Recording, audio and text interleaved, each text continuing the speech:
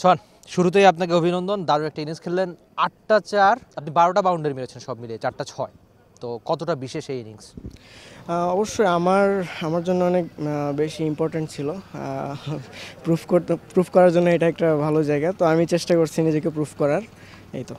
আচ্ছা, আপনি বলছিলেন যে নিজেকে প্রমাণ করার একটা ব্যাপার। আমরা জানি যে আপনি ঘরোয়া ক্রিকেটে সবসময় ভালো খেলেন, ঝড়ো ইনিংস খেলার যে ব্যাপারটা সেটা আপনার মধ্যে রয়েছে। তো ধারাবাহিকতার একটা অভাব ছিল বা কমতি ছিল, সেটা নিয়ে হাবিবুর রহমান সোহান নিজে কি কাজ করেছে? অবশ্য এটা দিয়ে বলতে গেলে আমি লাস্ট ইয়ার এইচপি ক্যাম্পে ছিলাম, তো এর আগে আমি আর কোনো সময় আর কি এইচপি ক্যাম্প বা 19 এজ কোনো খেলা হয়নি, যার কারণে অনেক ল্যাকিংস ছিল, অনেক কিছু আমি বুঝতাম না ক্রিকেট সম্পর্কে। তো এখন ক্যাম্প করছি, ক্যাম্প করার পরে আমার যে স্যাররা ছিল তাদের কাছ থেকে অনেক আমি গাইডেন্স পাইছি, তো ওইভাবেই খেলার চেষ্টা করতেছি এখন।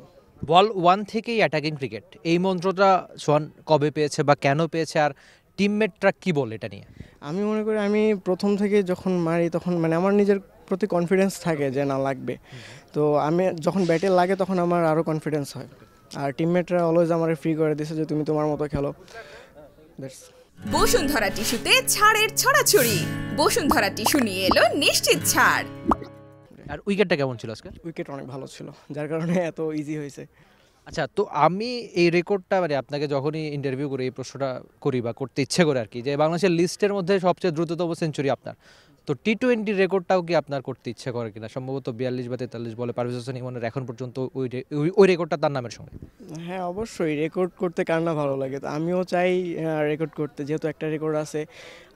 আমি চাইবো আমার এই রেকর্ডটা আমি নিজে আবার মানে ইয়া করি, এই তো।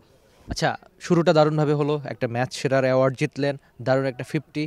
তো সামনের লক্ষ্যটা কি আপনার? আমার ম্যাচ বাই ম্যাচ লক্ষ্য, যে আমি প্রত্যেক ম্যাচে যদি আমি কন্ট্রিবিউট করতে পারি টিমের জন্য, এটাই লক্ষ্য। হাবিবুর রহমান সোহান ছিলেন টি স্পোর্টসের সঙ্গে, তার ব্যস্ততার কমতি নেই, তবে দারুণ একটা ম্যাচ খেলেছেন, ম্যাচটা জিতিয়েছেন দলকে, এই জন্য ম্যাচ সেরার অ্যাওয়ার্ডটা তার নামের সঙ্গে, যেটা বলছিলাম যে বড় বড় 6 মারতে পারেন, বাংলাদেশের লিস্টে ক্রিকেটের সবচেয়ে দ্রুততম সেঞ্চুরি তার নামের সঙ্গে রয়েছে। এই সেঞ্চুরিয়ান চান সামনে বড় ইনিংস খেলতে, সেটা ঝড়ো গতিতে, যেটা বলছিলাম যে বল 1 থেকেই অ্যাটাকিং ক্রিকেট খেলতে সোহান পছন্দ করেন, বড় স্বপ্ন নিশ্চয়ই তিনি দেখতেই পারেন। এনসিএল টি-20 শুরুটা তার দারুণ হলো, নিশ্চয়ই এই ভালো ব্যাটিংটা সামনেও তিনি করতে চাইবেন, তবে পারবে কিনা সেটা সময়ের হাতেই তোলা থাক। Rifat Emil, T sports, Sylhet. For more updates, subscribe to our YouTube channel and click on the bell icon. Follow us on Facebook and Instagram. Download T-Sports app to enjoy exciting games and highlights. Visit tsports.com.